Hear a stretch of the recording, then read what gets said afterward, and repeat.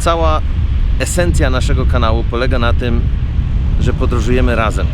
Razem z moim najlepszym przyjacielem i szanowną małżonką Bloni rozmawiamy o wszystkim, co łączy i dzieli Polskę i Amerykę. Poprowadziłem kilka odcinków sam na tym vlogu, kilka poprowadziła Bloni, ale sednem kanału jest to, że działamy razem. Przyzwyczaiłem się już do tego i nagle obudziłem się w Polsce sam. Wiem, że użycie słowa nagle, jeśli chodzi o podróże międzynarodowe, jest dosyć dziwne, bo oczywiście trzeba wszystko odpowiednio wcześniej zaplanować i podróż samolotem nie odbywa się w mgnieniu oka, tylko zabiera sporo czasu, ale jakby nie było, względem wszystkiego, co się dzieje, wydaje się, że stało się to nagle. Obudziłem się w Polsce i dzisiaj opowiem Wam, jak do tego doszło, a sam fakt, że mam mieszane słodko-gorzkie uczucia z tym związane, to jest już chyba całkowicie zrozumiałe.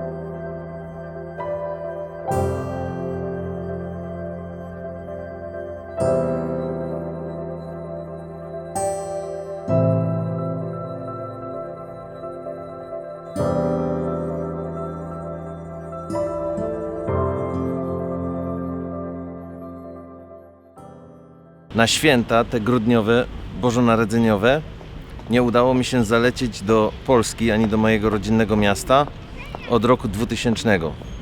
Na początku nie mogłem, potem próbowałem wiele razy, za każdym razem coś przeszkadzało, coś wchodziło w drogę, coś uniemożliwiało ten wylot, ten wyjazd. No i w tym roku wreszcie się udało. Szkoda, że nie razem, ponownie szkoda, że nie razem.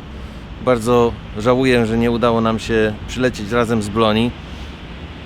Decyzja była trudna do podjęcia, bo wiadomo, że koniec roku i święta to taki czas, który najlepiej spędza się w towarzystwie swoich najbliższych, a tymczasem trzeba się było rozdzielić. Sam nie wiem, czy dałbym radę tą decyzję podjąć. Podjęła ją tak właściwie Bloni. W pewnym momencie, w okolicach września, zdecydowała, że lecę. Nie było żadnej możliwości, żebyśmy przylecieli razem ze względów finansowo-socjalnych, że tak powiem. Bloni nie chce się rozstawać z Sheridan. Oczywiście matka z córką mają specjalną więź, jest to totalnie zrozumiałe, a ja nie byłem ze swoją rodziną na święta te właśnie grudniowe, bożonarodzeniowe przez 19 lat. A zatem Bloni kupiła mi bilet we wrześniu, stwierdziła, że musi się to stać i jakoś to zniesiemy. Cieszę się oczywiście całym sercem z tego, że tu jestem, ale z drugiej strony jest ten element rozłąki, który właśnie odrobinę tą radość jednak zakwasza.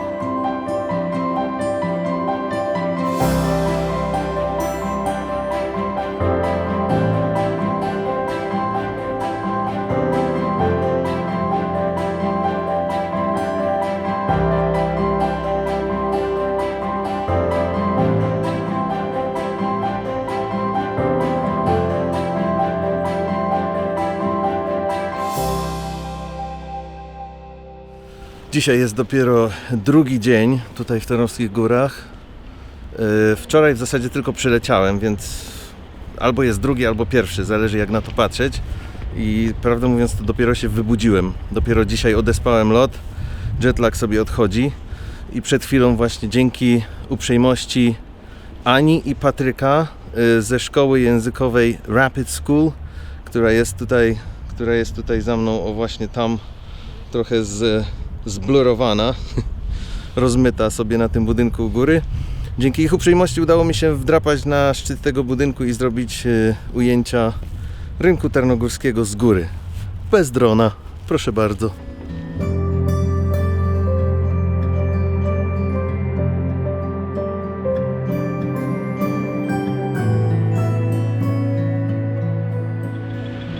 Kilka miesięcy temu, podczas pobytu w miejscowości Kennett Square w stanie Pennsylvania, po drugiej stronie oceanu, trochę się nabijałem z sytuacji, domniemanej sytuacji w Polsce, ponieważ znaleźliśmy tam publiczną biblioteczkę i tak sobie trochę żartowałem, że gdyby coś takiego znalazło się w Polsce, to byłaby ta biblioteczka pusta, bo wszystko byłoby z niej non-stop wybrane. Dzisiaj w pełni muszę zwrócić honor, ponieważ w moim rodzinnym mieście nie tylko chodzi tutaj o publiczną biblioteczkę, ale znajduje się tu publiczna lodówka. Co prawda jest pusta, ale to pewnie tylko dlatego, że się przydaje, że okazało się, że miała swój sens i byli potrzebujący.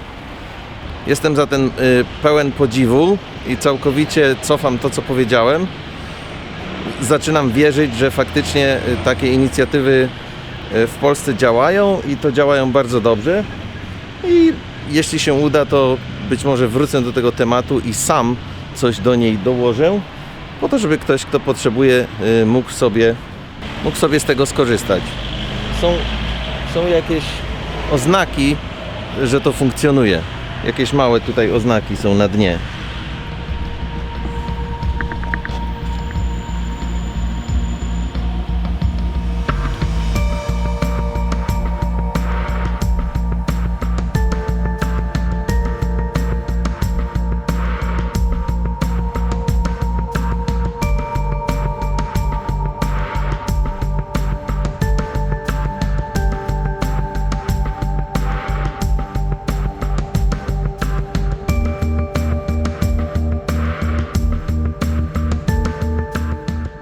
Jak na razie jestem również zszokowany pogodą.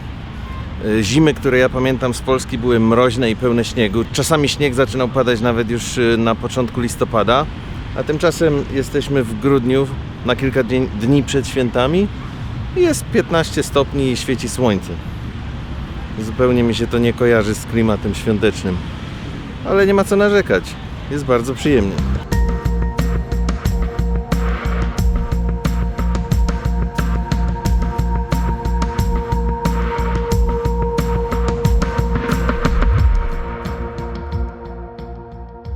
Za każdym razem pobyt w tym miejscu, w tym mieście wywołuje masę nostalgicznych uczuć i przywołuje masę wspaniałych wspomnień. Nie da się oczywiście inaczej.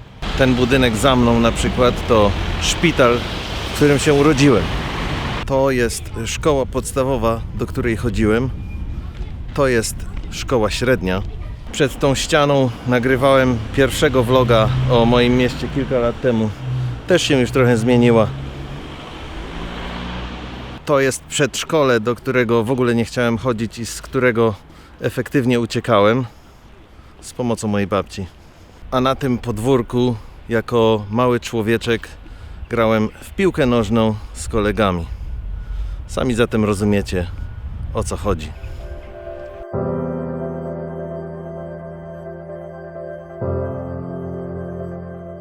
Istnieje taka bestia, która nazywa się jetlag. I być może na niektórych ludzi ma ona znikomy wpływ. Na mnie tak się składa, że ma wpływ ogromny i być może przyczyniła się do tego wrażenia nagłego obudzenia się w Polsce, ponieważ zawsze jak tutaj przylatuję, mijają 2 dni, zanim dojdę do siebie i zaczynam tak właściwie zauważać wszystko, co się dookoła mnie dzieje.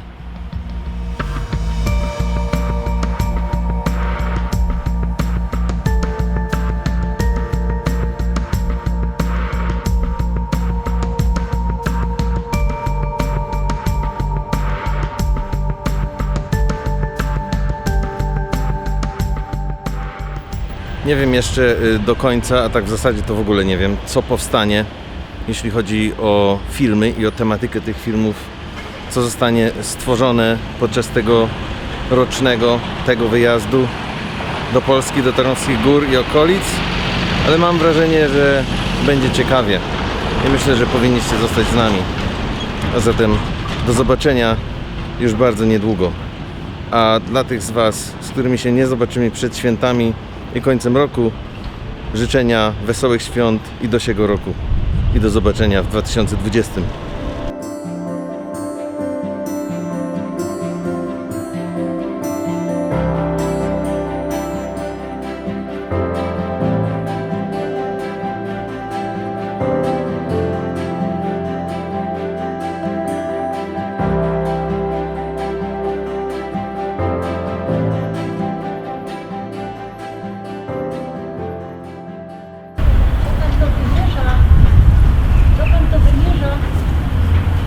Ja kiedyś mieszkałem na tym balkonie. Mielcarek. No jakieś 35 lat temu. Nie, chyba że pani chce.